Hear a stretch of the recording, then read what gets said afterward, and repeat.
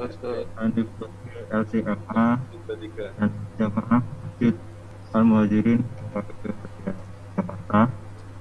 Insya Allah selalu diberkahi dan dirahmati. Pertama-tama dan paling utama, mari kita panjatkan kepada Allah Subhanahu wa Ta'ala atas rahmat dan hidayahnya pada saat ini kita dapat berkumpul di acara kajian online Masjid Al-Muhajirin bertepatan dengan kapan Ramadan 1442 Hijriah. Salawat serta salam juga selalu dicurahkan oleh Allah dan kita Nabi Muhammad SAW serta keluarga, sahabat, keluarga dan kita semua.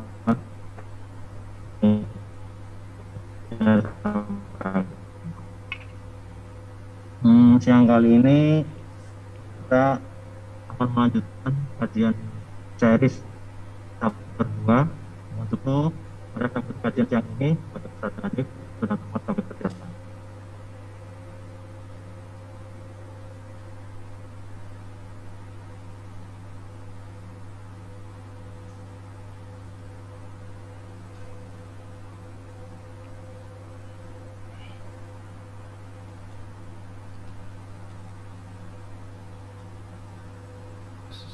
Suara saya masuk bagus?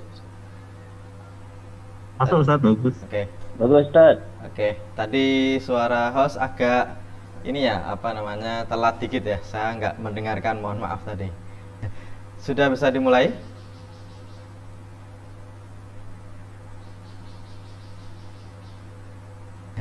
Sudah bisa dimulai?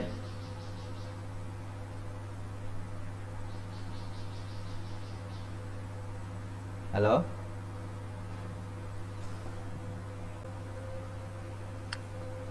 Halo? Suara saya masuk bagus?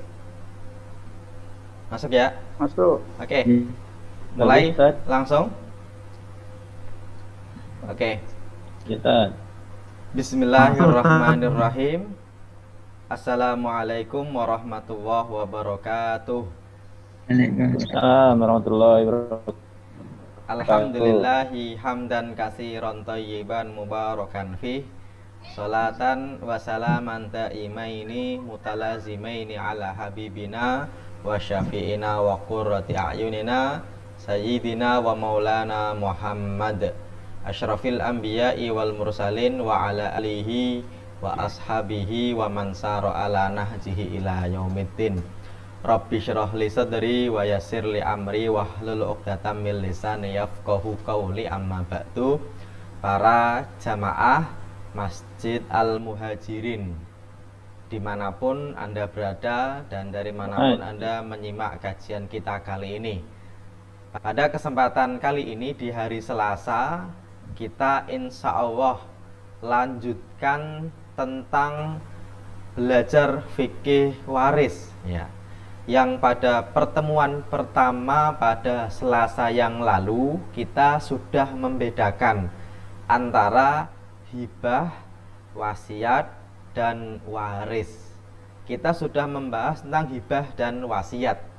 Pada kesempatan kali ini kita akan melanjutkan pembahasan tentang waris, berangkat dari rukun yang pertama dari bagi waris. Jadi ada 3 rukun di dalam bagi waris. Yang pertama adalah pewaris, yang kedua adalah harta waris, yang ketiga adalah ahli waris gitu. Nanti dalam bab ahli waris kita juga akan membahas bagaimana menghitung harta waris untuk diberikan kepada ahli waris. Oke. Yang pertama dari rukun waris itu yaitu pewaris. Oke. Saya punya apa namanya PowerPoint yang untuk mempermudah kajian kita ya, sebagai biar mudah untuk kita pahami. Rukun pertama dari bagi waris adalah pewaris. Kita berangkat dari pengertian dari pewaris itu sendiri, kemudian syaratnya dan juga kewajibannya. bagi pewaris. Dan kita yakin semua dari kita adalah calon pewaris ya. Bahasa kasarnya pewaris itu mati, atau kita bisa sebut camat. Kita insya Allah semua camat atau calon mati ya. Berarti kita nanti akan menjadi pewaris. Oke, pasti kita akan menjadi pewaris. Oke, berangkat dari yang pertama tentang pengertian dari pewaris. Pewaris itu dalam bahasa Arab itu disebut dengan al-muwarris. Al-muwarris atau bahasa kitanya adalah pewaris. Oke, pewaris itu di dalam bahasa Arabnya disebut dengan al-muwarris, kadang-kadang mayyit, atau bahasa kitanya itu sering dibuat agak lumayan halus gitu. Bukan orang yang mati tapi almarhum. Nah, ini bahasa kita nih, yang orang yang meninggal biasanya kita sering sebut dengan almarhum. Ini gelar tertinggi bagi seseorang. Selain dia itu SH, kemudian MA, kemudian DR, itu kalau yang terakhir itu gelar tertingginya udah dapat, itu biasanya udah selesai, yaitu ALM, almarhum. Sebenarnya almarhum itu dalam rangka doa saja ya, biar orang itu dirahmati oleh Allah Subhanahu wa Ta'ala. Meskipun sebenarnya doa itu bagus ya, semoga dirahmati, itu kan bagus. Tapi kalau orang yang masih hidup kok didoakan semoga dirahmati, itu kadang-kadang nggak mau loh, aneh ya. Semoga engkau dirahmati ya, itu kan seneng ya. Sebagaimana kita salamkan assalamualaikum warahmatullah, semoga kepadamu salam dan rahmat Allah, itu kan bagus ya. Atau yarhamukallah, itu kan doa ketika kita bersin. Tapi kalau dibahasakan lain, almarhum semoga dirahmati, itu orang pada nggak mau. Semoga kamu almarhum ya, itu kan nggak mau ya, padahal itu doa gitu. Nah, almarhum itu dari wazan maf'ul, yaitu orang yang dirahmati. Oke, lah siapa yang disebut dengan pewaris? Yaitu kalau pengertiannya adalah orang yang wafat dan hartanya yang akan dibagi waris, itu namanya pewaris atau almarhum atau mayit atau al-muwaris. Sebut siapapun silahkan, tapi yang jelas rukun pertama adalah orang yang meninggal. Orang yang meninggal itu berarti satu gitu. Karena nanti kita akan lihat ahli waris itu sudut pandangnya itu dari pewaris. Makanya paling penting sebelum kita membahas tentang harta, sebelum kita membahas tentang bagaimana cara membagikannya, itu yang paling penting adalah tahu dulu nih siapa pewarisnya gitu. Oke, kita akan lihat contohnya nanti tentang urgensi dari mengetahui dari pewaris itu sendiri. Oke.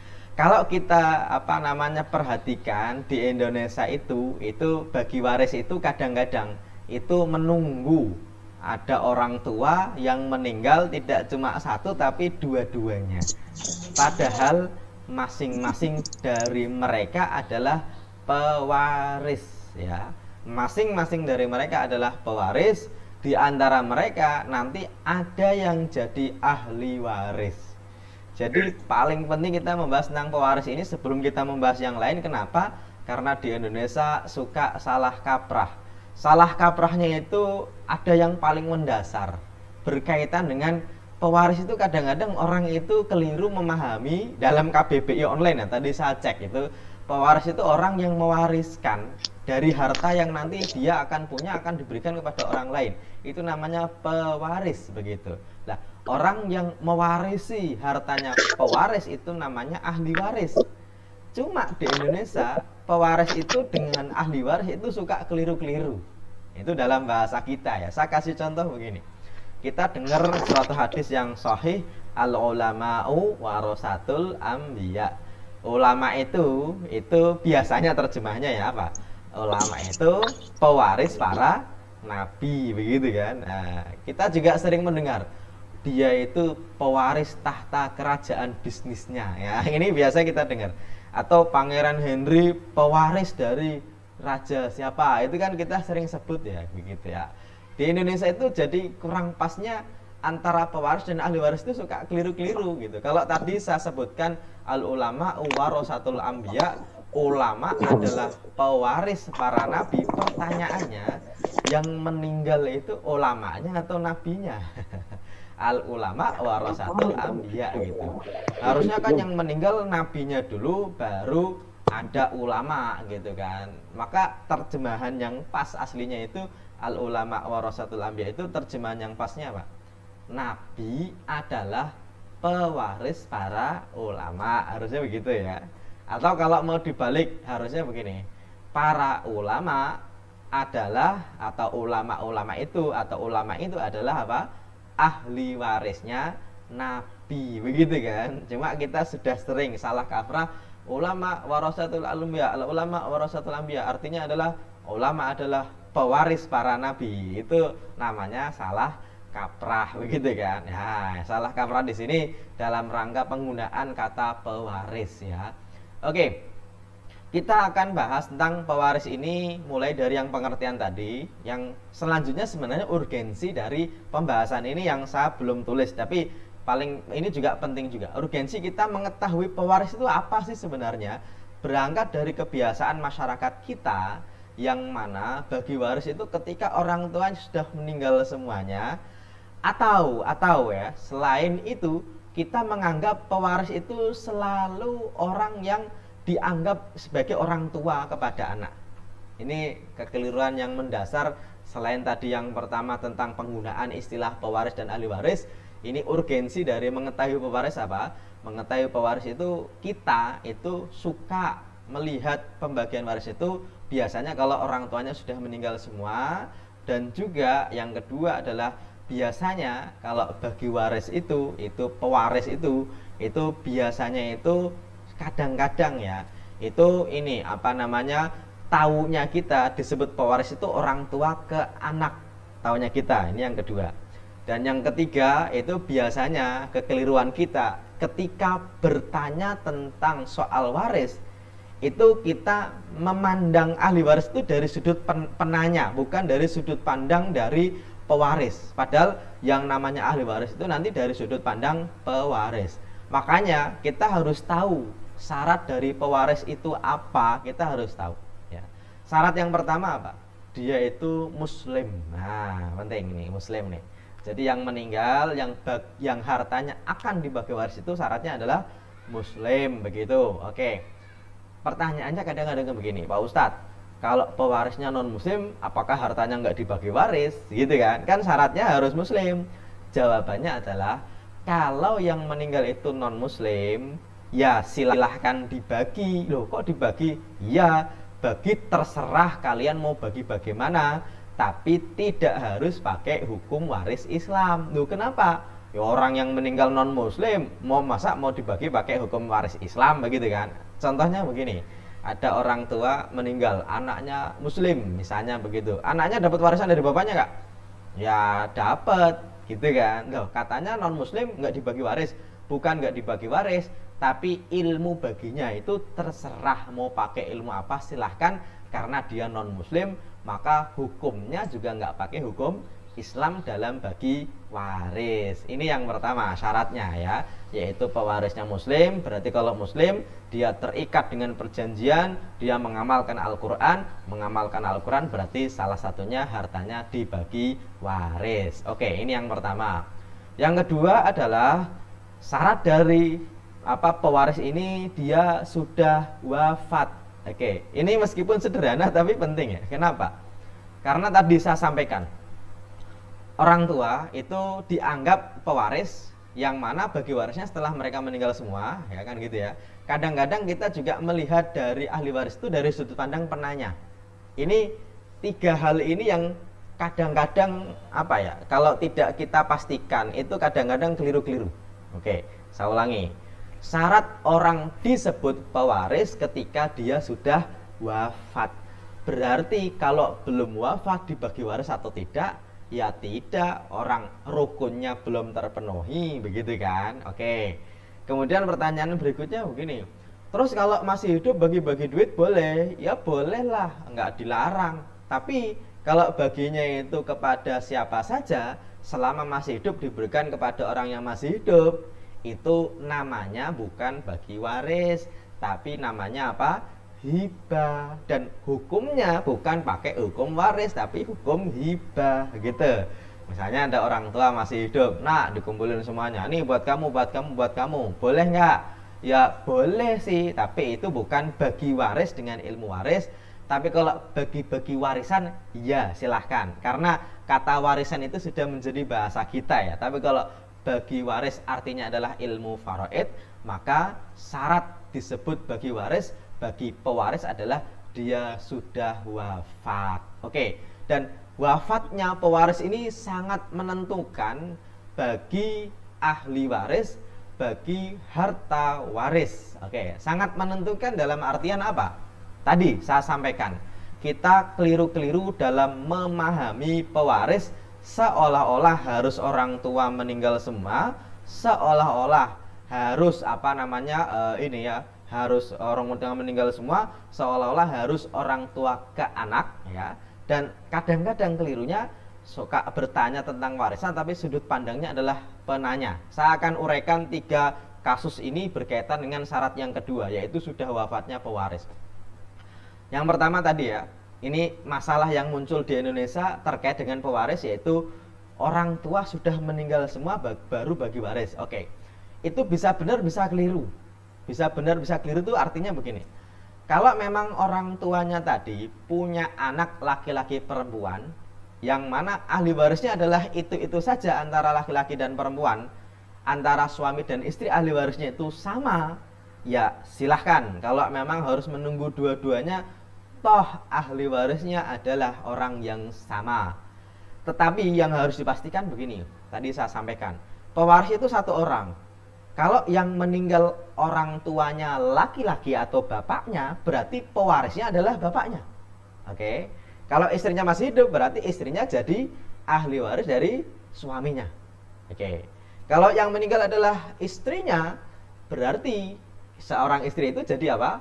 Pewaris. Kalau suaminya masih hidup, berarti namanya apa? Ahli waris, ya. Berarti suami istri itu sebenarnya mereka itu saling mewarisi. Dan ini meskipun sederhana, karena bayangan orang Indonesia itu menikah cuma sekali, anaknya ya itu saja.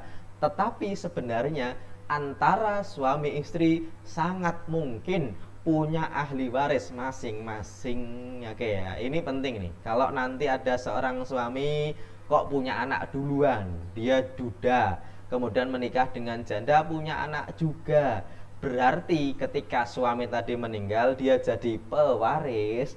Nanti ahli warisnya adalah ahli waris sang suami tadi. Siapa? Ya istrinya yang masih hidup saat beliau meninggal. Anak dari pernikahan, baik pernikahan dengan istri pertama atau istri kedua. Oke ya. Terus pertanyaannya, anak bawa dari istri kedua ahli waris dari suami atau bukan? Bukan, karena yang meninggal adalah suami. Berarti ahli waris si pewaris tadi ya, berarti ahli warisnya suami saja. Oke. Kadang-kadang yang meninggal istri tadi menikah dengan duda, punya anak. Oke, berarti kalau anaknya suami kok bukan anaknya istri, kalau yang meninggal adalah istri, berarti anaknya suami ahli warisnya istri atau bukan? Bukan. Berarti ahli waris itu sudut pandangnya dari pewaris, dilihat dari sudut pandang pewaris, berarti ketika pewaris itu wafat, itu yang dipegang ahli warisnya dari situ, ya. Makanya tadi saya sampaikan, kalau suami istri itu biasanya kalau dari sudut pandang anak itu kan nanti bagi warisnya kalau sudah meninggal semua kan begitu ya. Ya nggak selalu. Kenapa? Karena sang suami kadang-kadang punya ahli waris sendiri, sang istri punya ahli waris sendiri. Contoh tadi duda dengan janda. Kadang-kadang nggak duda dengan janda, bisa jadi suami istri menikah tapi qadarullah nggak punya keturunan. Oke, berarti ketika sang suami tadi wafat dia jadi pewaris, istrinya jadi ahli waris. Berarti harta suami itu nanti dibagi waris, istrinya dapat 1/4 dari harta suami. 3/4 dari harta suami itu harta siapa? Ya ahli waris yang lain. Karena ahli waris tidak hanya cuma istri dan anak, bisa jadi orang tuanya, bisa jadi saudaranya. Jadi pewaris ini penting kita lihat, yaitu ketika ada kasus suami istri ternyata punya ahli waris masing-masing. Oke ya. Dan kita lihat pewaris itu nanti ahli warisnya dari sudut pandang siapa?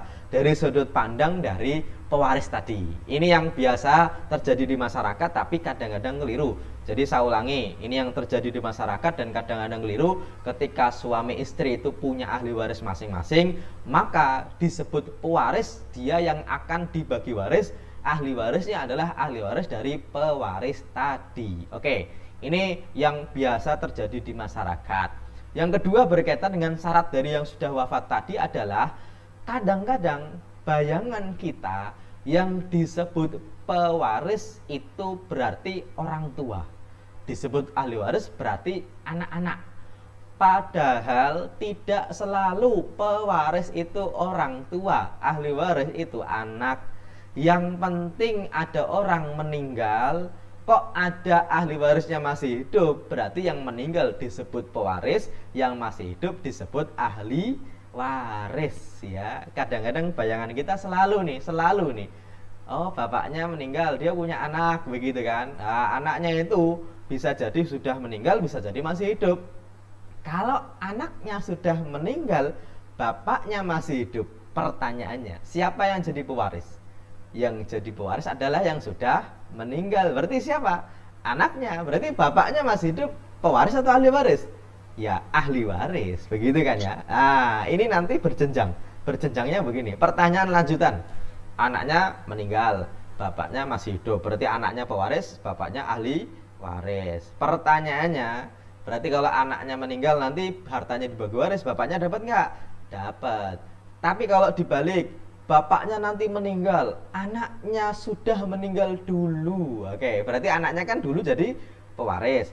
Pertanyaannya, kalau bapaknya nanti meninggal, anak yang meninggal dulu itu jadi ahli waris atau tidak? Ini kadang-kadang ini suka jadi masalah di Indonesia itu. Ini salah satu masalah yang agak susah ketika ada orang tua masih hidup, anaknya wafat duluan. Itu agak susah, apalagi anaknya itu punya anak lagi. Ya, contoh ada seorang laki-laki punya anak, anaknya meninggal. Berarti anaknya meninggal itu kan aslinya jadi pewaris dari bapaknya tadi. Ya, bapaknya itu berarti jadi ahli warisnya dari anaknya. Kalau bapaknya nanti meninggal, berarti dia jadi pewaris gantian. Anak yang sudah meninggal berarti sudah terpotong, sudah terputus. Bukan orang yang akan mendapatkan warisan karena dia sudah meninggal. Pertanyaannya, kalau bapaknya nanti wafat, dia dapat warisan atau tidak? Nah, ini di Indonesia agak susah. Sebenarnya secara fikih dia sudah tidak dapat warisan karena sudah meninggal. Tapi kalau anaknya anak gimana? Lah, cucu itu bisa dapat bisa tidak. Nah, nanti kita akan bahas. Dan di Indonesia itu kasus ini terjadi ketika kita tidak bisa membedakan antara pewaris dan ahli waris. Jadi disebut pewaris itu orang yang sudah wafat meskipun dia anak, meskipun dia suami, meskipun dia cucu. Oke, kan gitu ya. Ini harus diperhatikan ya. Yang kedua dari kebanyakan orang keliru dalam bab waris, yaitu ketika orang itu tidak bisa membedakan pewaris dan ahli waris dan dianggapnya selalu pewaris itu orang tua. Padahal nggak selalu.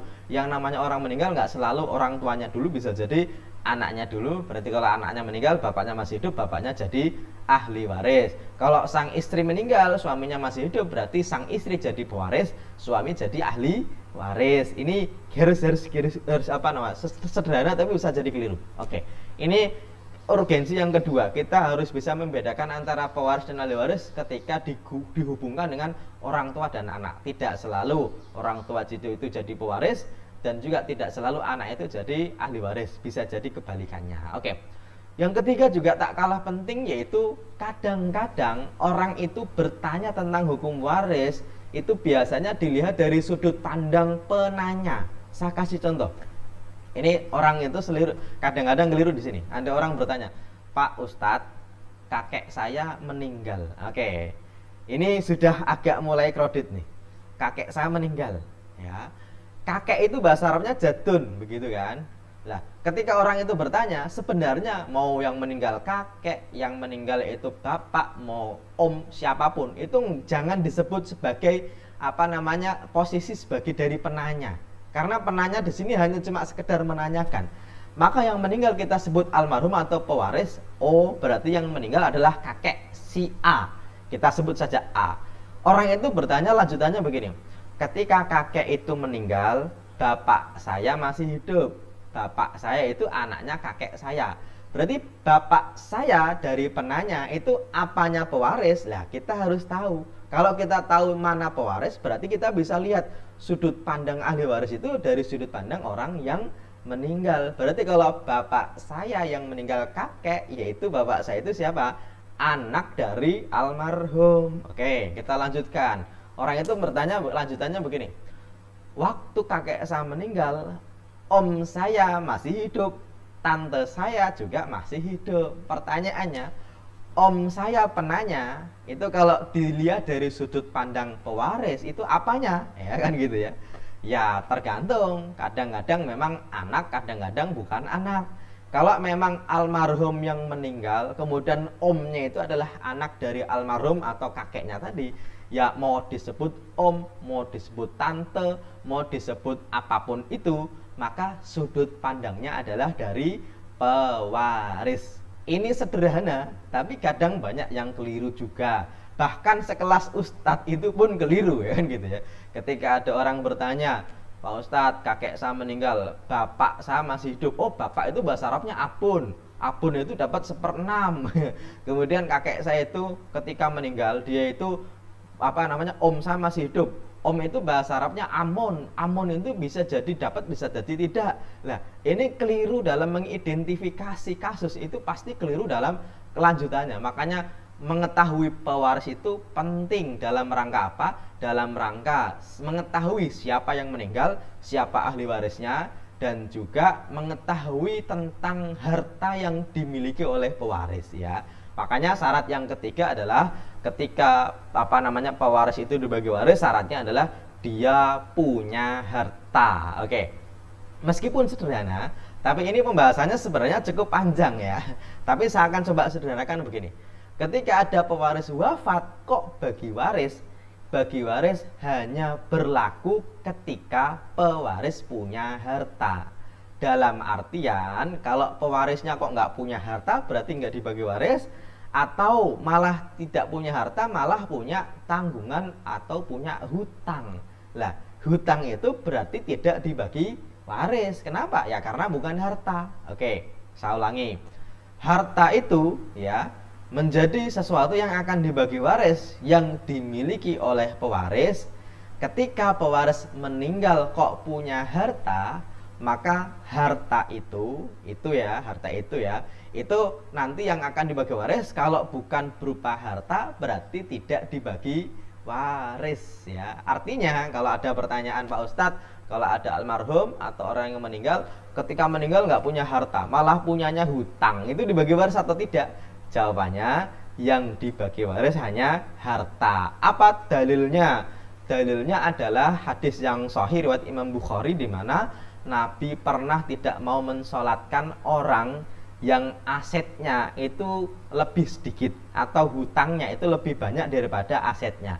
Jadi ceritanya ada 3 orang, dan ini hadis cukup masyhur ya, di mana Nabi tidak mau mensolatkan orang yang meninggal dalam keadaan punya hutang. Tapi bukan karena hutangnya Nabi tidak mau mensolatkan, bukan.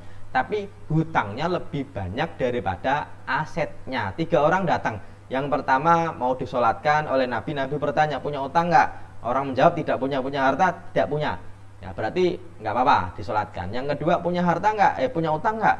Punya. Punya harta nggak? Punya. Tapi gimana? Masih cukup hartanya untuk membayar utangnya. Nabi mensolatkan. Tapi yang ketiga adalah orang itu punya hutang, tidak punya harta, dan tidak cukup untuk membayarkan hutangnya. Makanya Nabi menyebutkan kepada sahabatnya, Shallu ala sahibikum, kalian saja yang mensolatkan. Dari sini para ulama juga pernah menyebutkan bahwasanya orang yang hartanya itu lebih sedikit atau hutangnya lebih banyak daripada hartanya, itu Nabi pernah tidak mensolatkan. Dan Nabi saat itu tidak mencari anaknya atau ahli warisnya untuk membayarkan utangnya. Makanya para ulama menyebutkan hutang itu tetap menjadi tanggungan dari orang yang meninggal, meskipun dia tidak punya harta. Meskipun misalnya ya, dia meninggal dalam keadaan punya utang, harta itu atau utangnya itu tetap menjadi tanggungan dia.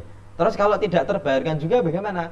Nanti di akhirat akan dikurangi dari hartanya, ya keliru, bukan dari hartanya, akan dikurangi dari pahalanya, begitu. Jadi kalau ada orang meninggal, hutangnya belum terbayarkan, kemudian asetnya nggak ada, berarti nanti ahli warisnya tidak wajib membayarkan. Yang wajib siapa? Yang wajib adalah orang yang berhutang.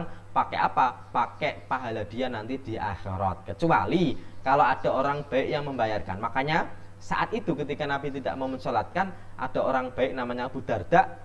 orang yang meninggal itu punya utang 3 dinar. Akhirnya Abu Darda bilang, ya sudah Nabi, saat ini saya yang menggantikan pembayaran itu, saya yang akan membayarkan hutangnya. Padahal Abu Darda dengan orang yang meninggal itu nggak ada hubungan apapun, begitu ya. Makanya ketika ada orang meninggal kok hartanya sedikit, utangnya banyak, ya sudah, ahli warisnya itu nggak punya kewajiban wajib bayar kamu lah, enggak.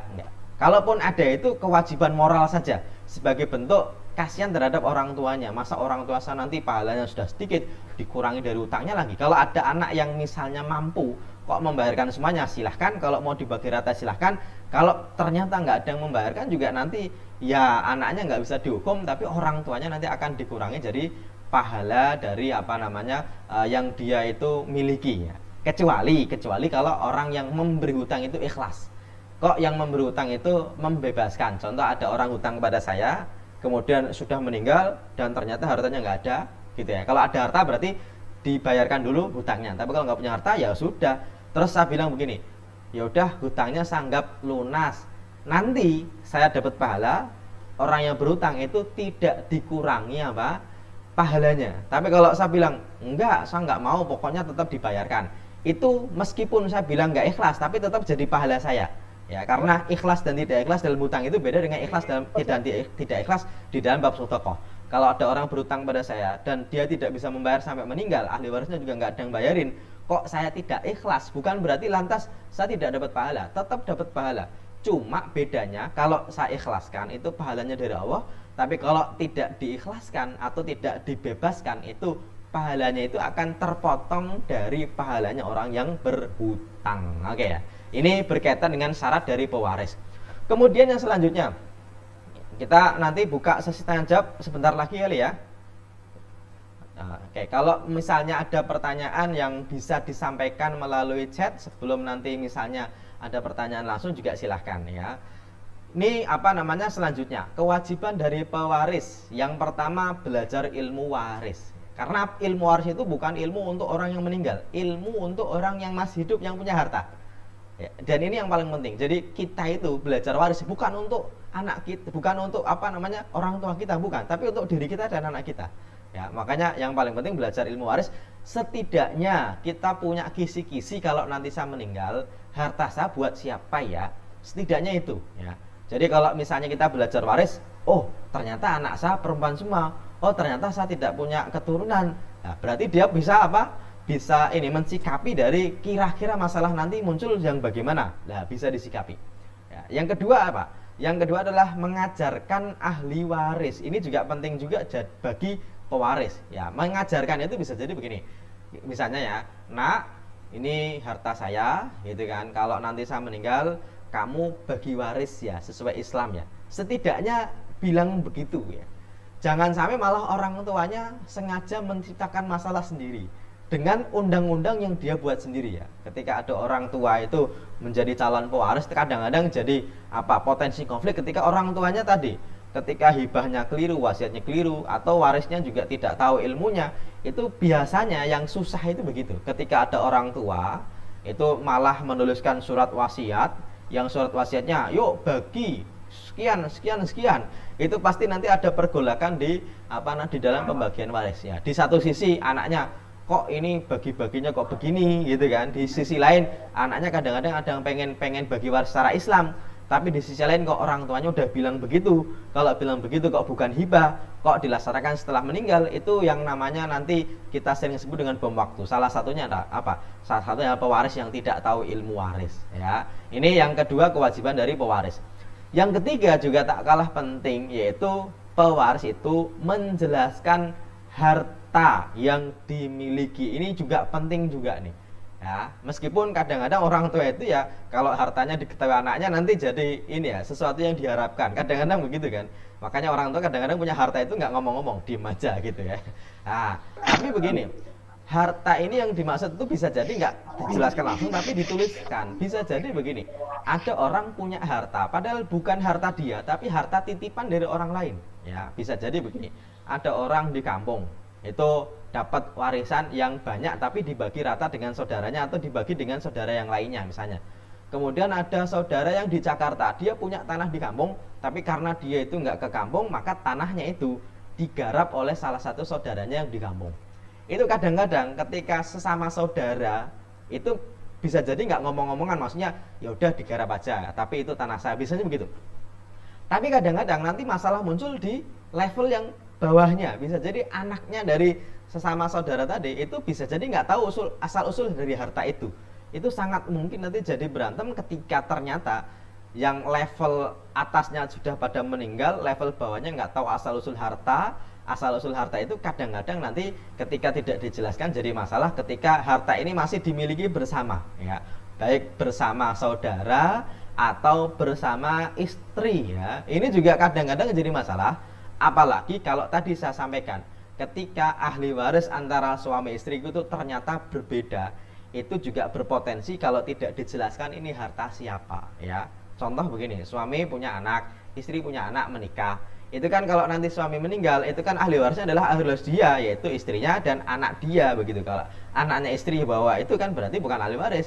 Tapi kalau ternyata tidak dijelaskan hartanya, kadang-kadang nanti harta sang suami dipakai sama istri itu dibagikan kepada ahli warisnya sendiri, berarti ahli waris suami itu malah tidak dapat. Ini juga kadang-kadang jadi masalah ketika harta itu tidak dijelaskan asal usulnya, ya. Dan yang terakhir, kewajiban dari pewaris itu menghindari bom waktu. Yang bom waktunya itu, ya, saya sudah pernah tulis 10 kekeliruan dalam warisan, ya, yang kemarin saya sudah bagikan dalam PDF-nya, tapi saya tambahkan dengan sederhana dan singkat.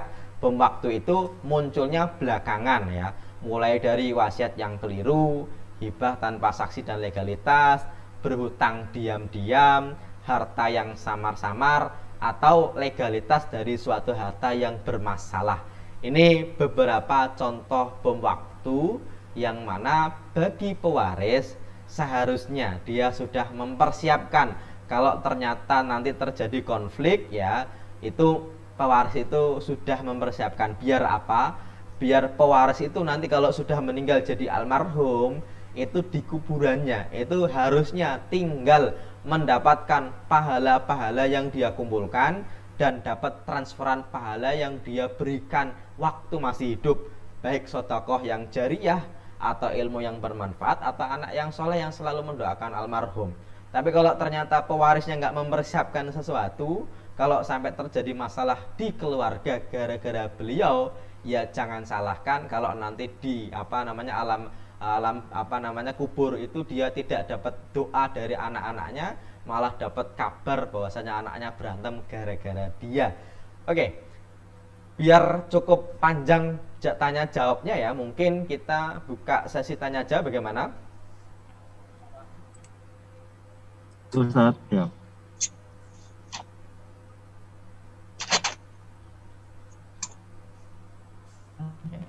Kira-kira ada yang ditanyakan atau mau saya lanjutkan? Baik Ustaz, ini ada pertanyaan dari Sadra. Saya bacakan, Ustaz. Siap. Ustaz, tentang harta istri yang tidak bekerja dan semua harta atas nama suami. Sementara pernah dengar tentang gonogini harta istri dan suami. Ketika meninggal, harta mana yang dibagi? Siap. Ini tentang gonogini, ini keistimewaan dari orang Indonesia. Kenapa saya bilang keistimewaan? Ya karena adanya di Indonesia secara umum, ya. Di Arab itu nggak ada gonogini, karena di sana adanya Abduh dan Fatimah, begitu. Ya, adanya gonogini ya di Jawa khususnya aslinya, ya.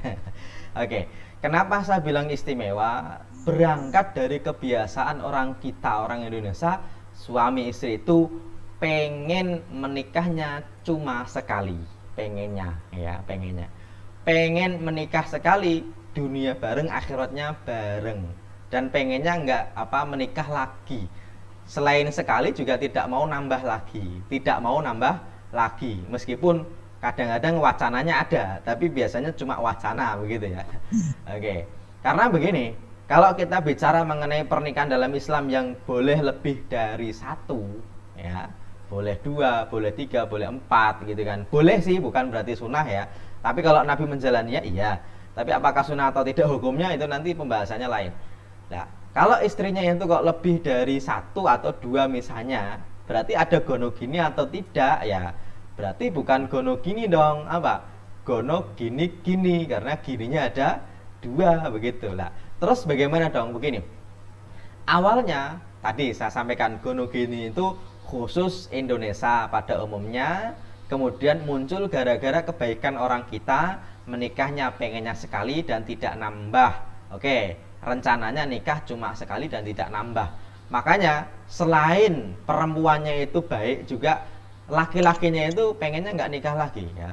Pengennya itu ya istrinya itu satu, dan juga tadi saya sampaikan kebaikan dari orang Indonesia, khususnya wanita-wanita orang Indonesia itu, mereka itu selain menikah ya, maharnya murah. Kemudian ketika menikah mereka juga bekerja mencari nafkah. Makanya di Indonesia ada istilah gono gini begitu. Nah, gono gini itu bisa menjadi solusi, bisa menjadi masalah ya. Bisa menjadi solusi, bisa menjadi masalah. Kalau pertanyaannya, seorang istri dia tidak bekerja, hartanya atas nama suami, sebenarnya kalau kita bicara mengenai hukum syariatnya, itu harta siapa? Jawabannya adalah harta suami begitu, aslinya begitu.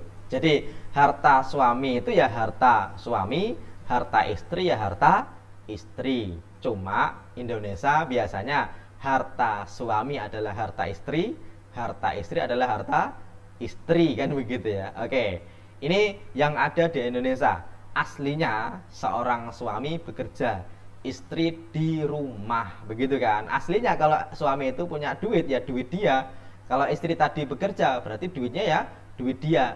Cuma begini, kalau kita mau jujur lagi, seorang istri itu di dalam hukum Islam itu aslinya Pak, itu dia cuma punya hak untuk diberi nafkah, tapi tidak ada kewajiban untuk memberi nafkah, dan juga tidak ada kewajiban untuk apa ya, masak. Bahkan beberapa ulama menyatakan, ada yang menyebutkan masak itu tidak kewajiban perempuan.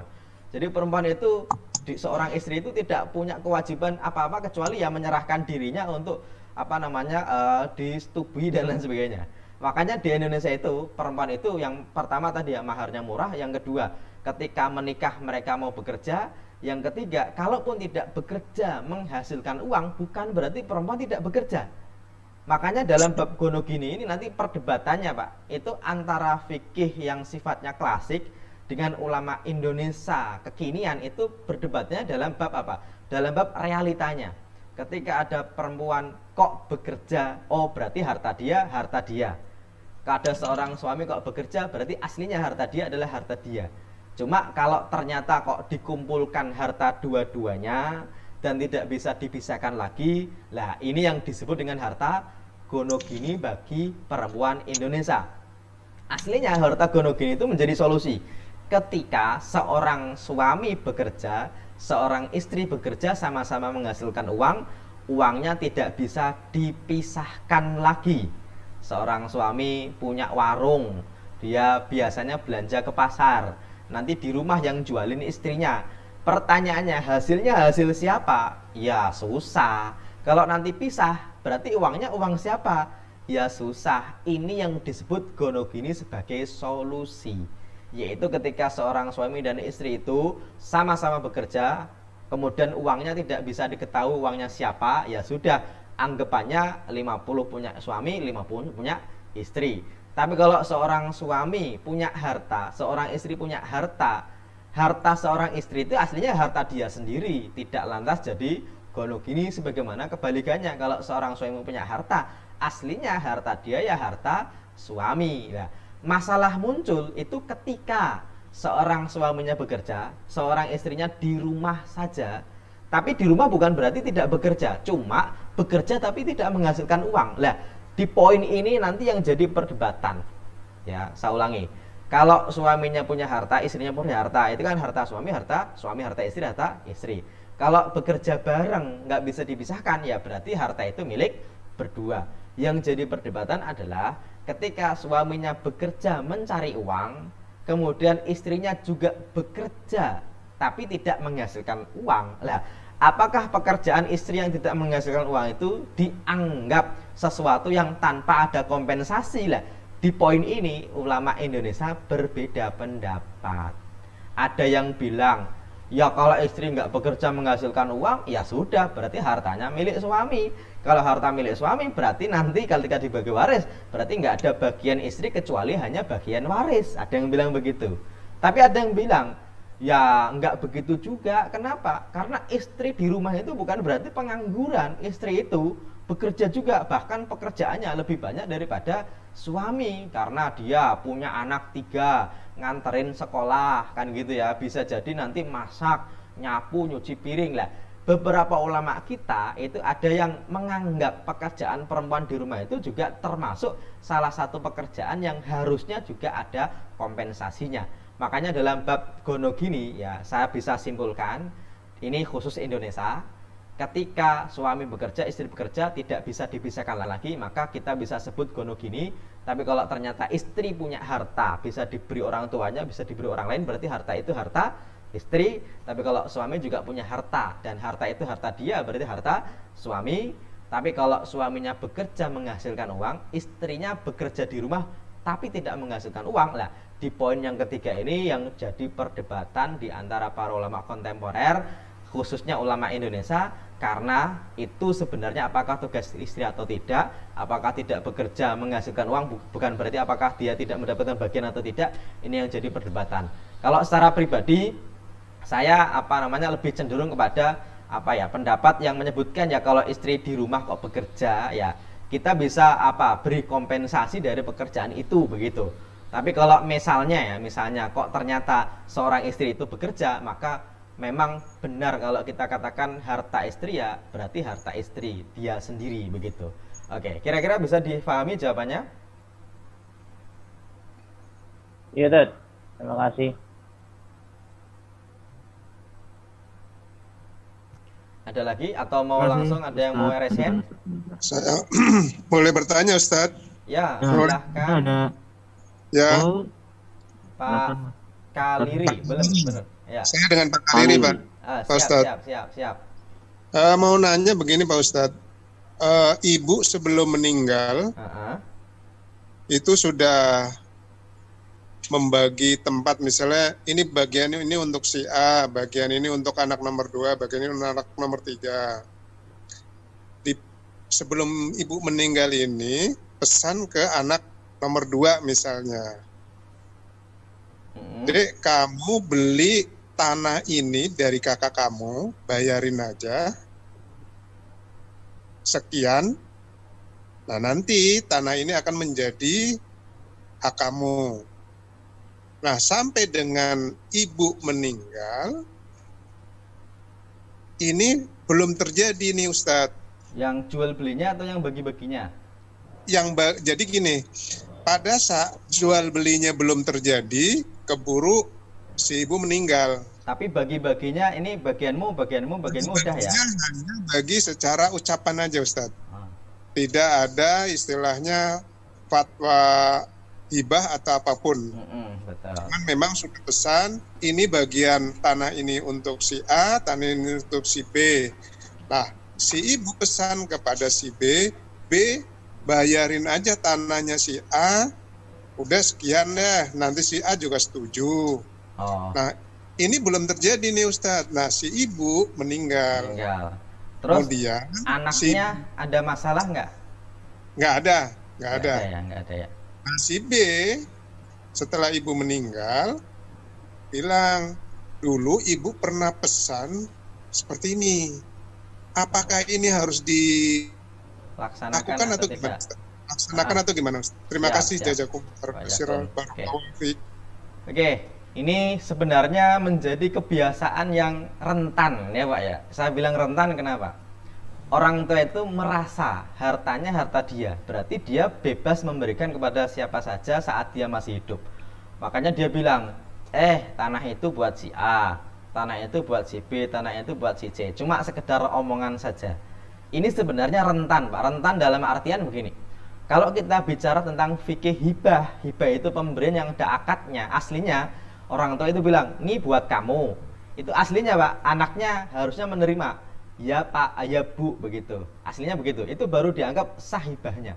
Makanya kalau sekedar omongan doang, apalagi omongannya kepada 1-2 yang lain tidak tahu, itu sangat mungkin hibahnya dianggap tidak sah kalau dilihat dari kacamata syariah.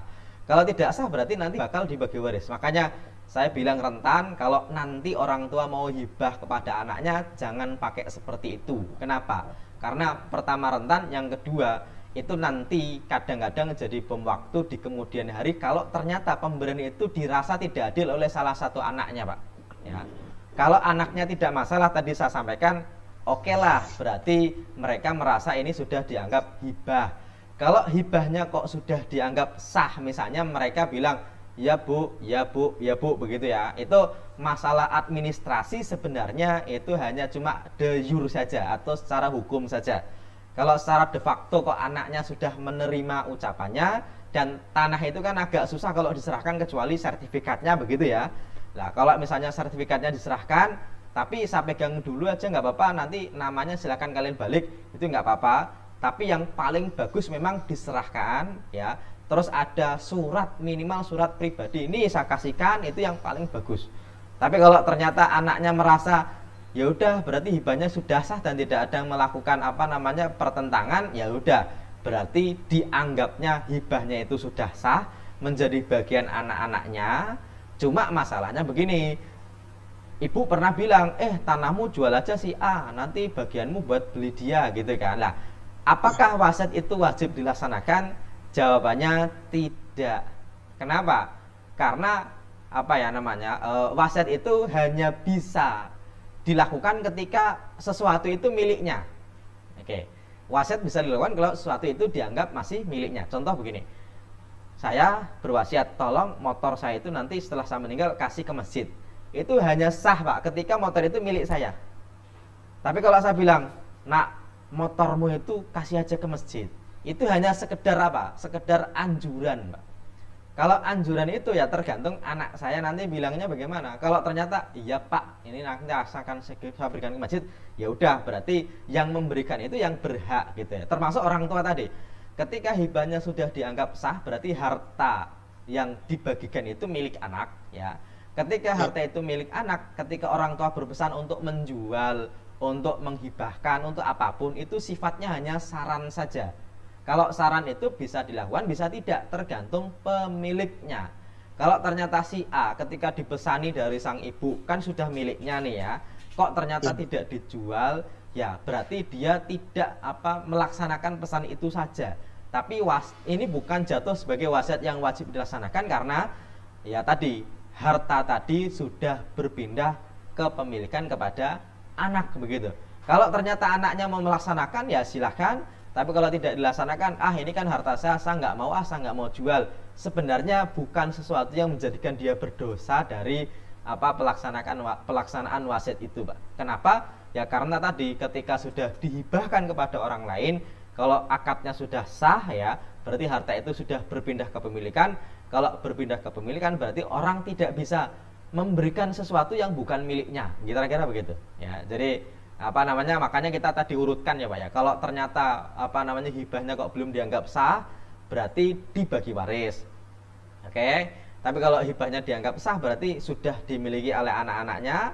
Kalau dimiliki oleh anaknya, kalau orang tua kok cuma berpesan saja, itu tidak menjadi wasiat yang wajib dilaksanakan karena berhubungan dengan harta orang lain. Meskipun harta itu aslinya milik ibu. Tapi kalau anaknya kok mau misalnya, ya udah deh yuk kita laksanakan perintah itu misalnya, ya itu nggak masalah. Itu judulnya itu as-sulhu atau perdamaian. Nggak apa-apa deh, toh saya ikhlas. Oh berarti sama-sama ikhlasnya. Tapi kalau yang satu misalnya yang dipesani jual, terus ternyata nggak mau saya jual, ya berarti harta itu milik dia, ya berarti ya terserah dia. Persis Pak dengan ketika ada orang tua itu bilang, nah, rumah ini jangan dijual. Pokoknya sampai kapanpun ini tetap menjadi rumah bersama. Sebenarnya itu hanya cuma sekedar pesan. Tapi kalau orang tua tadi kok sudah meninggal, maka harta dia pasti dibagi waris kepada ahli waris. Kalau sudah menjadi ahli waris, sudah menjadi milik ahli waris rumah itu, ya berarti terserah ahli waris mau dijual mau tidak.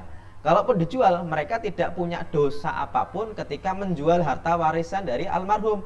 Meskipun almarhum tadi bilang jangan dijual, karena ketika sudah meninggal berarti semua pesan yang tidak sesuai syariat maka dianggap batal, termasuk tadi ya, termasuk tadi. Karena kalau hibahnya sudah dianggap sah berarti ya tergantung anaknya tadi, mau dilaksanakan monggo, mau tidak ya sebenarnya tak masalah karena dia sudah memiliki harta tadi. Kira-kira bisa difahami Pak Kalri? Ya, terima kasih barakallahu. Oke, sama-sama. Masih ada pertanyaan? Ada Ustadz dari kolom chat dari Ustadz Rehan. Izin bertanya Ustadz, jika ada seorang ibu meninggal dunia dan terdapat harta dari peninggalan suami, sementara suaminya sudah meninggal terlebih dahulu. Ibu yang meninggal tadi memiliki 3 anak perempuan yang sudah bersuami, kemudian juga si ibu memiliki 2 saudara perempuan dan 5 saudara laki-laki. Semuanya telah berkeluarga. Pembagian harta warisnya bagaimana Ustadz? Oke, ini menjadi salah satu masalah yang sederhana di dalam pembagian waris, tapi susah dalam pelaksanaannya. Ya, salah satunya adalah ini. Saya ulangi. Ini pertanyaannya begini.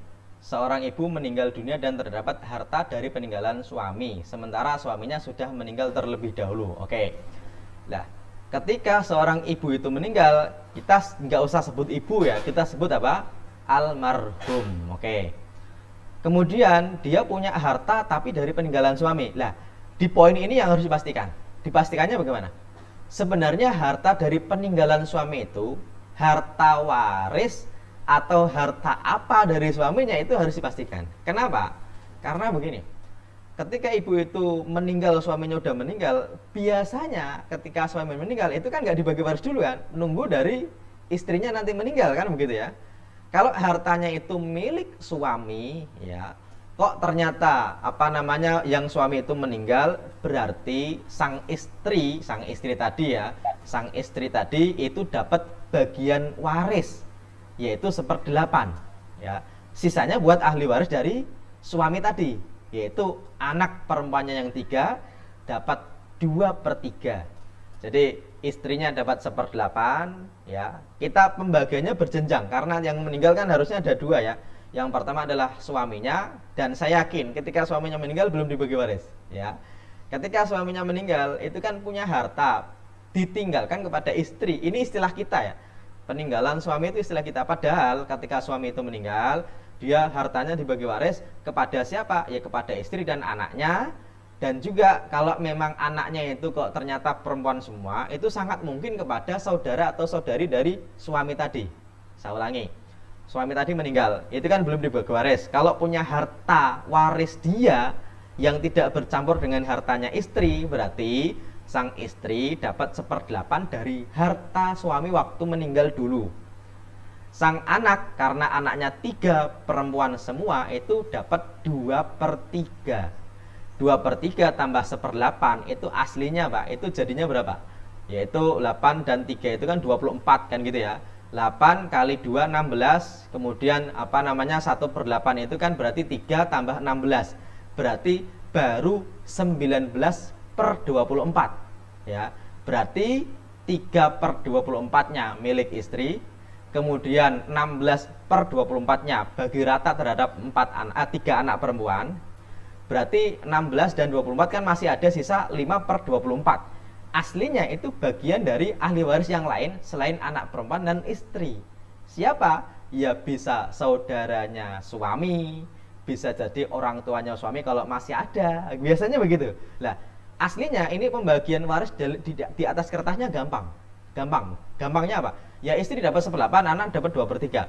Kalau nanti sang istri tadi kok meninggal juga, berarti hartanya dia sendiri ditambah peninggalan suaminya dari waris yaitu 1/8, baru dibagi waris kepada ahli warisnya. Ahli warisnya siapa? Ya suaminya udah meninggal, anaknya kan 3 perempuan semua ya. Berarti anaknya dapat 2/3 dari harta ibunya yang meninggal, yaitu pewaris yang kedua.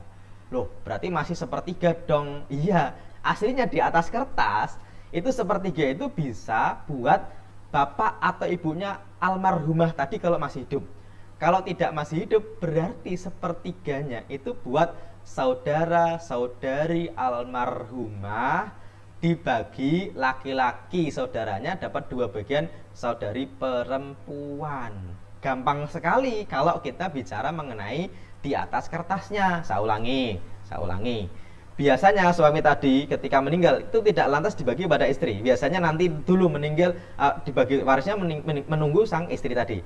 Harusnya ini bagi warisnya berjenjang. Berjenjangnya apa? Karena ahli warisnya itu beda antara suami dan istri.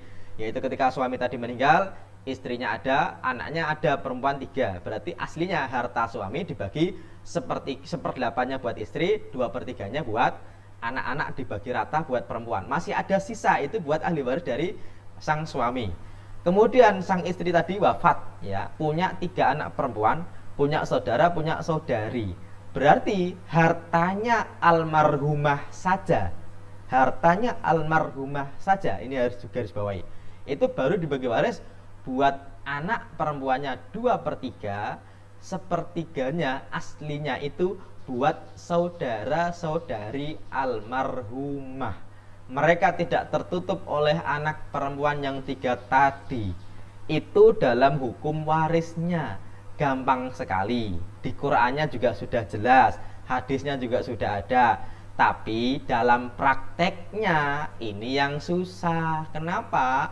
Emang ada harta kok pindah kepada saudara-saudarinya almarhum. Ini yang agak-agak susah.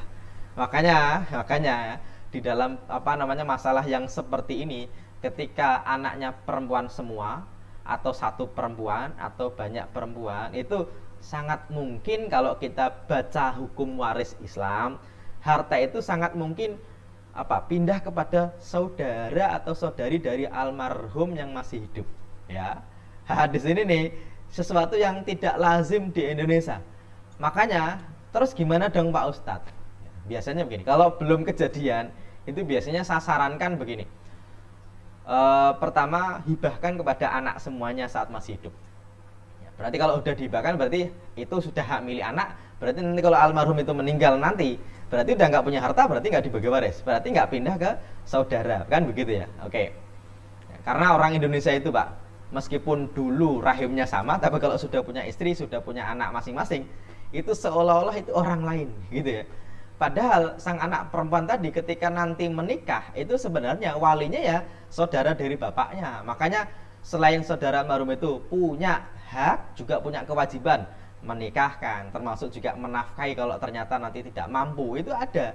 Ya, tapi kadang-kadang kita melihatnya dari satu sisi, ya. Yang pertama tadi hibahkan, yang kedua minta keikhlasan dari saudara-saudaranya almarhum.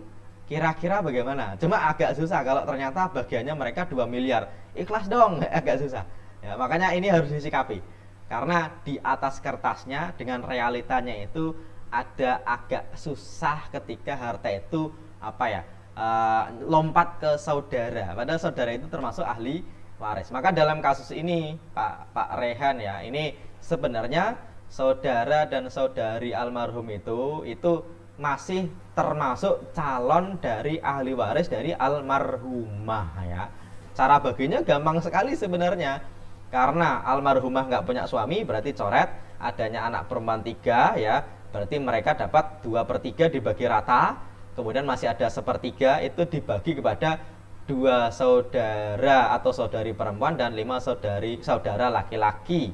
Yang mana pembagiannya ya, berarti 5 kan laki-laki, berarti kaliin 2 saja, berarti kan 10 tambah 2 perempuan berarti kan 12. Berarti 1/3 itu dibagi 12, 1 bagiannya buat perempuan, 2 bagiannya buat laki-laki saudaranya. Di atas kertas gampang banget. Tapi ini yang termasuk salah satu contoh dalam realita yang paling susah, karena tadi ya lagi-lagi kita itu nggak terbiasa harta itu kok pindah kepada saudara atau saudari dari almarhum atau almarhumah. Oke, kira-kira bisa dipahami jawabannya ya?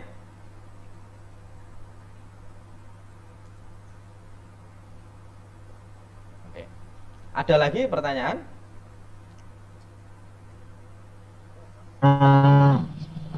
Pertanyaan selanjutnya dari Ustadz Haris.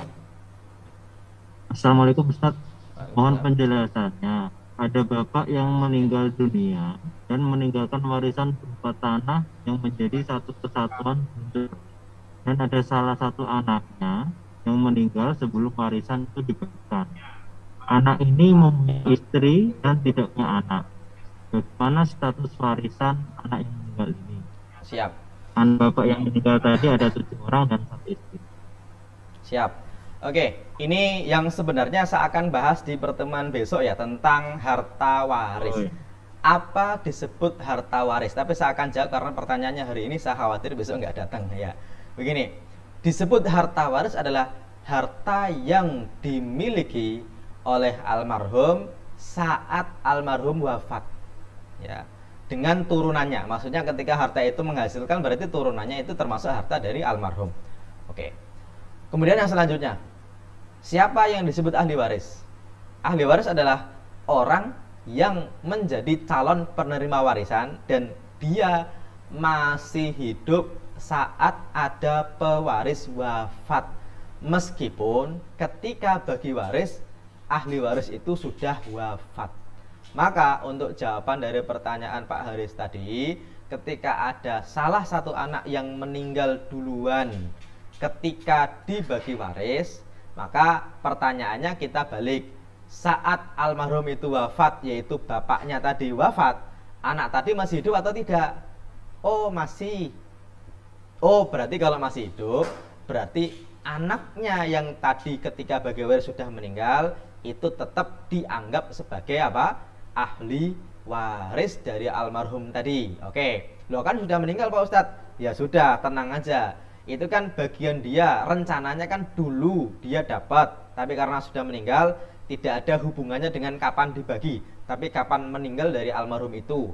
Oke, dianggapnya sekarang punya anak yang meninggal tadi ketika dibagi, berarti itu harta dia. Ketika dia udah meninggal, ya sudah, gampang saja. Berarti harta itu dibagi waris kepada ahli waris dari sang anak tadi yang meninggal juga. Jadi kalau nanti perhitungannya ada 2. Yang pertama adalah perhitungan dari almarhum yang punya 7 orang anak tadi ya, dan 1 istri. Kemudian salah satu dari 7 anak tadi kan sudah meninggal saat pembagian, bukan saat meninggalnya almarhum. Berarti termasuk calon ahli waris dari almarhum yang pertama. Kemudian almarhum yang kedua itu kan salah satu anaknya. Kalau ternyata punya anak juga, punya istri juga, ya berarti pembagian yang kedua, yaitu ada pewaris yang kedua, punya ahli waris sendiri.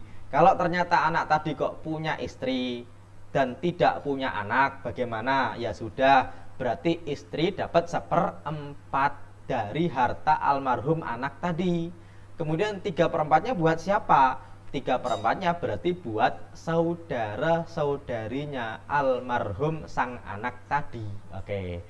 Jadi saudara-saudari almarhum tadi tetap dapat, tapi dapatnya tidak lantas dari almarhum yang pertama, tapi dari almarhum sang anak tadi. Ketika anak itu tadi meninggal, ya berarti saudaranya masih ada berapa? Kalau masih ada 6 misalnya, ya udah bagi mereka.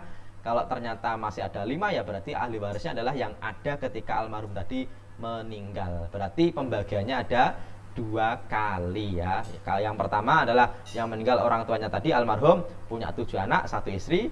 Tapi anaknya meninggal duluan sebelum dibagi waris, bukan sebelum almarhum tadi meninggal, maka tetap jadi ahli waris. Kemudian ahli waris yang kedua, yaitu salah satu anak itu meninggal, maka dibagi waris lagi. Kemudian punya 1 istri, kemudian tidak punya anak, berarti istri dapat 1/4 dari harta suaminya, ya, harta suaminya loh ya.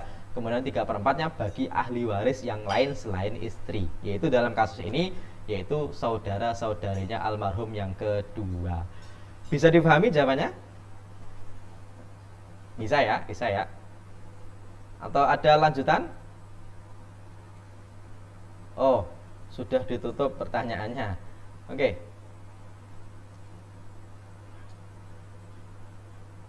Halo?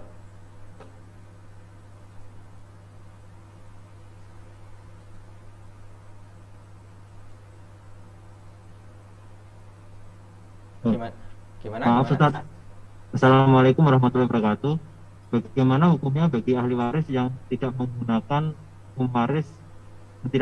hukum faraid atau hukum Islam dalam pembagian warisnya? Terima kasih Ustaz. Begini, bagaimana kalau nggak menggunakan hukum waris? Sebenarnya melaksanakan hukum waris itu para ulama berdebat antara hak atau kewajiban. Maksudnya gini, ketika ada almarhum itu meninggal, itu sebenarnya hartanya itu bagi ahli waris itu hak ahli waris atau kewajiban ahli waris sih gitu. Ya. Kalau hak kan berarti terserah dong gitu kan, orang haknya mereka gitu kan. Terus kalau kewajiban berarti wajib dibagi dong. Begini, kalau kita melihat dari ayat yang ada yusikumullahu fi auladikum lidzakari mislu hadzal unsaya ini tentang ayat faraid yang ada dalam surat An-Nisa ayat 11 sampai 14 yang mana pembagian waris itu wasiat dari Allah. Wasiat itu artinya adalah perintah, maka melaksanakan hukum waris itu artinya melaksanakan perintah Allah begitu. Lah, kalau ada ahli waris kok tidak membaginya dengan hukum waris, sebenarnya berarti mereka tidak sedang melaksanakan perintah dari Allah begitu. Lah, tidak melaksanakan perintah dari Allah itu ada dua. Yang pertama cuma bermaksiat, yang kedua menentang ya. Dalam lanjutan ayat itu disebutkan wa may ya'sillaha wa rasulahu wa yata'adda hududahu yudkhilhu naran khalidan fiha. Siapa yang bermaksiat kepada Allah dan menentang hukum-hukum Allah, maka dia masuk neraka, nerakanya kekal selamanya. Makanya tidak menggunakan itu bisa jadi tidak tahu atau tidak mau tahu. Bisa jadi dia itu memang cuma sekedar tidak menggunakan. Ada juga yang menganggap waris itu dianggap tidak adil, makanya tidak digunakan. Kalau menganggap tidak adil bahkan menentang ya. Misalnya ada satu yang mengatakan, "Yuk kita pakai waris yuk." "Ah, enggak mau ah, mau pakai waris mau enggak, pokoknya kita bagi." Khawatirnya berarti dianggap menentang Al-Qur'an, menentang hukum Allah. Makanya ini yang harus dihati-hati. Tidak menggunakan itu bisa cuma sekedar bermaksiat, bisa bermaksiat plus menentang. Kalau plus menentang, khawatirnya itu penutup dari ayat faraid ini terjadi bahwasanya masuk neraka dan kekal selamanya. Makanya kalau jawabannya kalau tidak menggunakan waris bagaimana? Ya tergantung. Ada yang tidak tahu maka dikasih tahu, ada yang tidak mau tahu bahkan menentang, maka ini hukumannya lebih berat ya. Kira-kira begitu jawabannya Pak Abdullah. Semoga bisa difahami.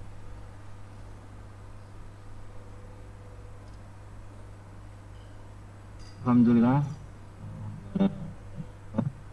Terima kasih Ustaz atas ilmu dan pencerahannya siang ini. Semoga menambah ilmu dan pengetahuan kita semua. Mohon maaf Ustaz, melihat keterbatasan waktu. Sebelum kita akhiri acara siang ini, mohon Ustaz memberikan kata penutup dan juga. Oke, ya. Kira-kira saya bisa tahu lah maknanya apa meskipun suaranya nggak jelas-jelas banget nih Pak Tio nih. Maaf. Oke, nggak apa-apa ya. Tapi suara saya jauh jelas tadi ya. Jelas. Pak Tio ini kayaknya lapar nih, berarti sinyalnya agak lemot nih kayaknya. Oke, insya Allah kita akan lanjutkan di pertemuan berikutnya ketika kita membahas pewaris. Semoga paham ya. Nanti kalau nggak paham ya silahkan ditanyakan. Dan saya membuka hotline pertanyaan via WA, silahkan ya. Tapi kalau chat lebih bagus ya silahkan ditanyakan kalau nanti ada pertanyaan. Dan kalau mau dijawab langsung juga kita insya Allah nanti siapkan di sesi berikutnya. Sesi berikutnya kita akan membahas tentang harta waris, apa yang disebut harta waris dan sebenarnya tentang gonogini, kemudian tentang harta yang dimiliki setelah meninggal. Contohnya adalah sumbangan, bisa juga termasuk asuransi gitu ya. Nah, ini insya Allah kita bahas di poin yang berikutnya tentang harta waris. Disebut harta waris itu apa sih syaratnya gitu kan? Itu insya Allah kita akan bahas di pertemuan berikutnya. Dan kita berharap semoga semua kita kan calon meninggal ya, semoga kita nanti bisa meninggal dalam keadaan husnul khotimah. Dan kita juga berharap semoga harta kita ini semoga benar-benar menjadi keberkahan kepada anak cucu kita. Ini yang kita harapkan dari pembahasan kita kali ini. Itu yang bisa saya sampaikan. Kita akhiri dengan sama-sama berdoa, doa kafaratul majlis. Subhanakallahumma wa bihamdika asyhadu an la ilaha illa anta astaghfiruka wa atubu ilaik. Kurang lebihnya saya mohon maaf. Saya kembalikan kepada moderator. Assalamualaikum warahmatullahi wabarakatuh. Waalaikumsalam warahmatullahi wabarakatuh. Terima kasih Ustaz. Alhamdulillah, kami ucapkan kepada Ustaz Hanif, jamaah Masjid Al-Muhajirin atas perhatian dan partisipasinya dalam acara siang ini. Saya tutup sekian. Assalamualaikum warahmatullahi wabarakatuh. Waalaikumsalam warahmatullahi wabarakatuh. Waalaikumsalam warahmatullahi wabarakatuh. Terima kasih, Ustaz. Ya.